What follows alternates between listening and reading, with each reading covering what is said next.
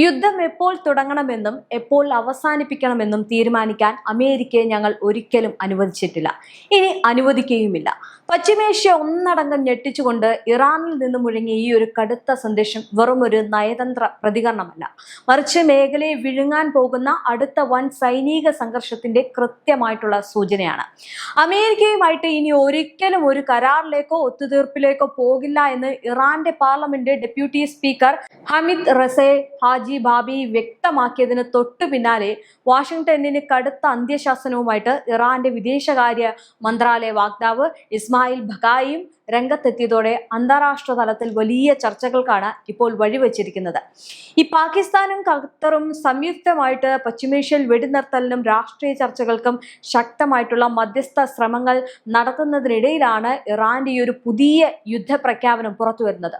ഒരു വശത്ത് സമാധാന ശ്രമങ്ങൾ പുരോഗമിക്കുമ്പോഴും മറുവശത്ത് അമേരിക്ക പശ്ചിമേഷ്യയിലേക്ക് വൻതോതിൽ മാരകായുധങ്ങളും സൈന്യത്തെയും എത്തിക്കുന്നത് തുടരുകയാണ് എന്നാണ് ഇറാൻ കുറ്റപ്പെടുത്തുന്നത്. അമേരിക്കയുടെ ആശങ്കകളല്ല, സുരക്ഷയും സമ്പദ് വ്യവസ്ഥയും ജനങ്ങളുടെ താല്പര്യങ്ങളും മുൻനിർത്തിയുള്ള ഇറാന്റെ ദേശീയ ആവശ്യങ്ങളാണ് തങ്ങൾക്ക് പ്രധാനമെന്നും സ്വന്തം താല്പര്യപ്രകാരം എപ്പോൾ വേണമെങ്കിലും യുദ്ധം തുടങ്ങാമെന്ന വാഷിംഗ്ടണിന്റെ അഹങ്കാര നിലപാട് ഇനി മേഖലയിൽ വില പോകില്ല എന്നും ഇറാൻ കടുത്ത ഭാഷയിൽ തുറന്നടിച്ചിരിക്കുകയാണ്. ദേശീയ സുരക്ഷയിൽ യാതൊരു ബാഹ്യ സമ്മർദ്ദവും അംഗീകരിക്കില്ല എന്ന് ആവർത്തിക്കുന്ന ഇറാൻ സൈനിക പ്രതിരോധവും നയതന്ത്ര ഇടപെടലും ഒരേ സമയം മുന്നോട്ട് കൊണ്ടുപോകുന്ന ഇരട്ട തന്ത്രമാണ് ഇപ്പോൾ സ്വീകരിച്ചിരിക്കുന്നത്. ഗസയിലെ യുദ്ധം, ലെബനനിലെ സംഘർഷം, ചെങ്കടലിലെ ഹോർമുസ് കടലിടുക്കിലെയും സുരക്ഷാ പ്രശ്നങ്ങൾ എന്നിവ കാരണം ഇതിനോടകം തന്നെ വലിയ അനിശ്ചിതത്വത്തിലായ പശ്ചിമേഷ്യയിലെ ശക്തി സമവാക്യങ്ങളെ ഇറാന്റെ ഈ ഒരു പുതിയ നിലപാട് കൂടുതൽ സങ്കീർണമാക്കും എന്നാണ് അന്താരാഷ്ട്ര നിരീക്ഷകർ പറയുന്നത്. ഇരു രാജ്യങ്ങളും തമ്മിലുള്ള ബന്ധം കൂടുതൽ വഷളായിക്കൊണ്ടിരിക്കുന്ന സാഹചര്യത്തിൽ അമേരിക്കയുടെ പ്രാദേശിക ഇടപെടലുകളും സൈനിക കടന്നുകയറ്റങ്ങളെയും ശക്തമായിട്ട് ചെറുക്കുമെന്ന നിലപാടാണ് ഇറാൻ ഡെപ്യൂട്ടി പാർലമെന്റ് സ്പീക്കർ ആദ്യം ആവർത്തിച്ചത്. തിങ്കളാഴ്ച നടത്തിയ ഈ പരാമർശത്തിലാണ് ഇസ്ലാമിക് റിപ്പബ്ലിക് ഒരിക്കലും അമേരിക്കയുമായിട്ട് ഒരു കരാർ ഉണ്ടാക്കില്ല എന്നും ഈ പറയുന്ന സ്പീക്കർ വ്യക്തമാക്കിയത്. ഈ അമേരിക്ക തങ്ങൾക്ക് മേൽ ആധിപത്യം സ്ഥാപിക്കാൻ ശ്രമിക്കുന്നതിനെ അദ്ദേഹം കടുത്ത ഭാഷയിൽ വിമർശിക്കുകയും ചെയ്തു. അമേരിക്കയ്ക്ക് എപ്പോൾ വേണമെങ്കിലും സ്വന്തം താല്പര്യപ്രകാരം ഒരു യുദ്ധം തുടങ്ങാമെന്നും സ്വന്തം ആവശ്യങ്ങൾ സംരക്ഷിക്കപ്പെടുമ്പോൾ എപ്പോൾ വേണമെങ്കിലും വെടിനിർത്തൽ പ്രഖ്യാപിക്കാമെന്നുമുള്ള നിലപാട് അംഗീകരിക്കാനാകില്ല എന്നാണ് ഈ സ്പീക്കർ പറഞ്ഞിരിക്കുന്നത്. ഇതിന് തൊട്ടു പിന്നാലെയാണ് ജൂലൈ 27 നടന്ന വാർത്താ സമ്മേളനത്തിൽ ഇറാന്റെ വിദേശകാര്യ മന്ത്രാലയ വക്താവ് ഇസ്മായിൽ ബഖായിയും അമേരിക്കയ്ക്കെതിരെ കടുത്ത നിലപാടുമായിട്ട് രംഗത്തെത്തിയത്. പാകിസ്ഥാനും ഖത്തറും സംയുക്തമായിട്ട് മുന്നോട്ട് വെച്ച വെടിനിർത്തൽ നിർദ്ദേശങ്ങളെയും ചർച്ചകളിലേക്കുള്ള തിരിച്ചുവരവിനെയും കുറിച്ച് മാധ്യമ പ്രവർത്തകരുടെ ചോദ്യങ്ങൾക്ക് മറുപടി നൽകുകയായിരുന്നു അദ്ദേഹം. മേഖലയിൽ സമാധാനത്തിനായുള്ള വെടിനിർത്തൽ ശ്രമങ്ങൾ ഒരു വശത്ത് പുരോഗമിക്കുമ്പോഴും മറുവശത്ത് അമേരിക്ക പശ്ചിമേഷ്യയിലേക്ക് വൻതോതിൽ മാരകായുധങ്ങൾ എത്തിക്കുന്നത് തുടരുകയാണെന്നാണ് ബഖായി കുറ്റപ്പെടുത്തിയത്. ഈ റിപ്പോർട്ടുകൾ നിലനിൽക്കുന്ന സാഹചര്യത്തിലാണ് വിദേശകാര്യ മന്ത്രാലയത്തിന്റെ പരാമർശങ്ങൾ അന്താരാഷ്ട്ര തലത്തിൽ കൂടുതൽ ശ്രദ്ധയാകുന്നതും വീണ്ടും ഭീതിയിലേക്ക് പോകുന്നതും. അമേരിക്കയുടെ ഇത്തരം സൈനിക നീക്കങ്ങൾ മധ്യസ്ഥ ചർച്ചകളുടെ വിശ്വസ്തതയെ തന്നെ ചോദ്യം ചെയ്യുന്നതാണ് എന്നാണ് ഇറാൻ നൽകുന്നത്.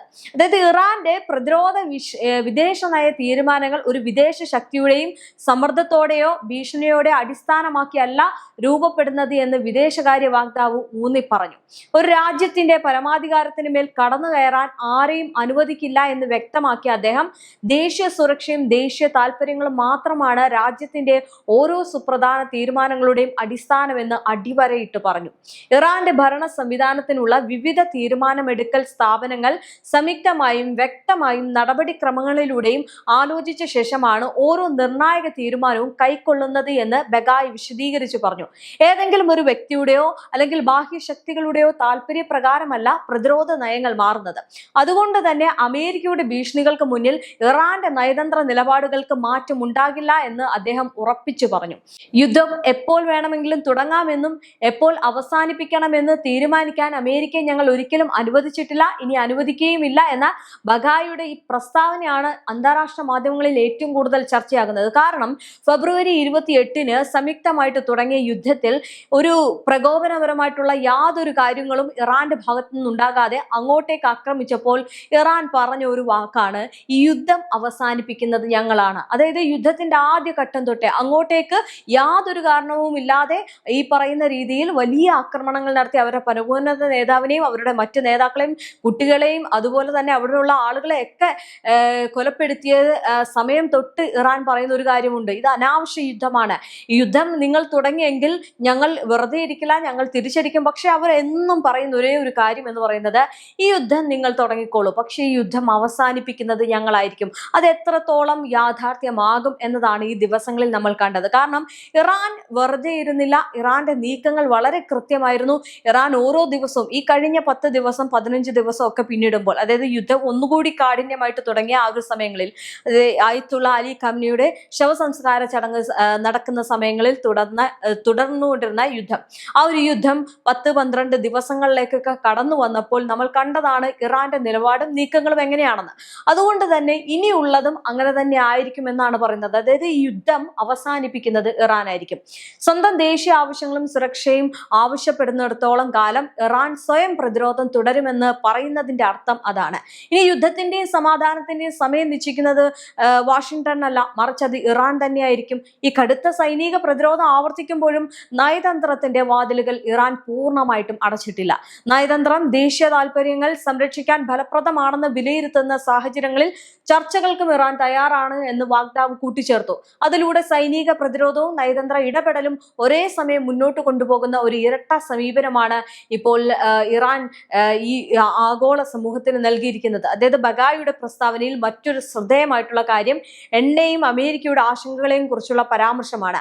അമേരിക്കയുടെ ആശങ്കകളല്ല, ഇറാന്റെ ദേശീയ ആവശ്യങ്ങളാണ് ജനങ്ങൾക്ക് പ്രധാനപ്പെട്ടത്, അല്ലെങ്കിൽ ഞങ്ങൾക്ക് പ്രധാനപ്പെട്ടത് എന്നായിരുന്നു അദ്ദേഹത്തിന്റെ പ്രതികരണം. ഒരു രാജ്യത്തിന്റെ ദേശീയ താല്പര്യങ്ങൾ എണ്ണ പോലുള്ള ഏതെങ്കിലും ഒരു ഘടകത്തെ മാത്രം ആശ്രയിച്ച് നിർണ്ണയിക്കപ്പെടുന്നതല്ല എന്നും സുരക്ഷാ, സമ്പദ് വ്യവസ്ഥ, പ്രാദേശിക സാഹചര്യം, ജനങ്ങളുടെ താല്പര്യങ്ങൾ തുടങ്ങിയ നിരവധി ഘടകങ്ങൾ പരിഗണിച്ചാണ് ഓരോ തീരുമാനവും കൈക്കൊള്ളുന്നതെന്നും അദ്ദേഹം വിശദീകരിച്ചു പറഞ്ഞു.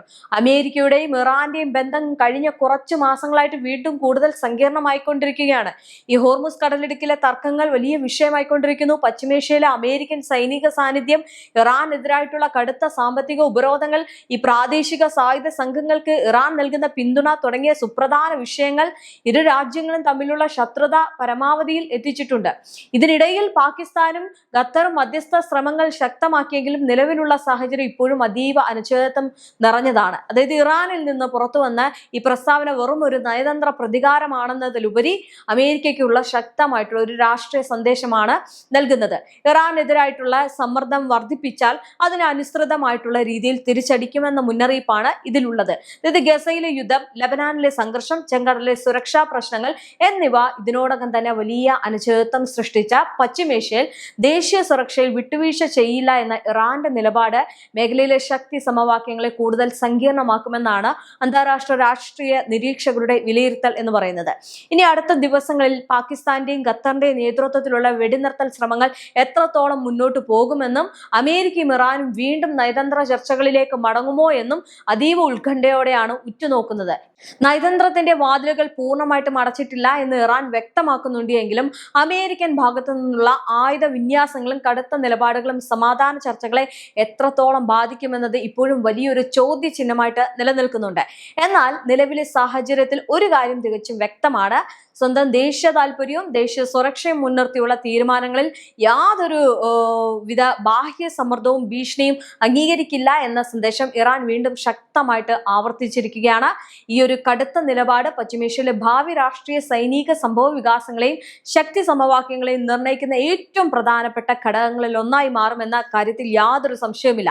ഇനി മിഡിൽ ഈസ്റ്റിൽ ഈ ഒരു പുതിയ അധികാര തർക്കങ്ങളും സൈനിക നീക്കങ്ങളും ആഗോള തലത്തിൽ തന്നെ വലിയ സാമ്പത്തിക പ്രതിസന്ധികൾക്ക് കാരണമായേക്കാം. പശ്ചിമേഷ്യൻ പ്രതിസന്ധിയിൽ വലിയ നിർണായക നീക്കങ്ങളാണ് ഇറാന്റെ ഭാഗത്തു നിന്നുണ്ടാകുന്നത്.